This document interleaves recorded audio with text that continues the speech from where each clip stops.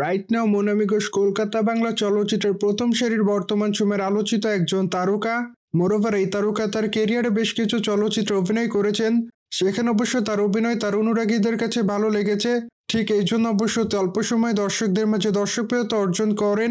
Moreover এই তারকাকে সর্বদাই social মিডিয়ায় সক্রিয় দেখা যায়। ঠিক এই জন্য অবশ্য আলোচনায় থাকেন এই অভিনেত্রী।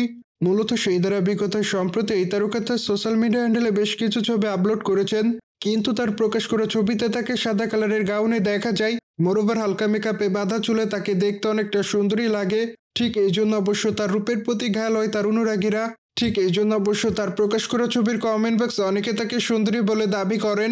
মোরওভার অনেকে আবার তাকে কিসের ইমোজি দেয়, কিন্তু আবার অনেকে তাকে মাই লাভ বলে দাবি করেন।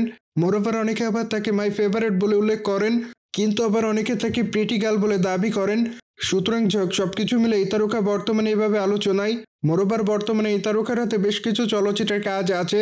ঠিক এই জন্য অবশ্যই এই তারকা সে সকল চলচ্চিত্রের শুটিংয়ের কাজ করছেন, কিন্তু পদাতিক চলচ্চিত্রে এই তারকাকে সর্বশেষ অভিনয় করতে দেখা যায়। মোরওভার সেখানে এই তারকা চঞ্চল চৌধুরীর স্ত্রী চরিত্রে অভিনয় করেছেন।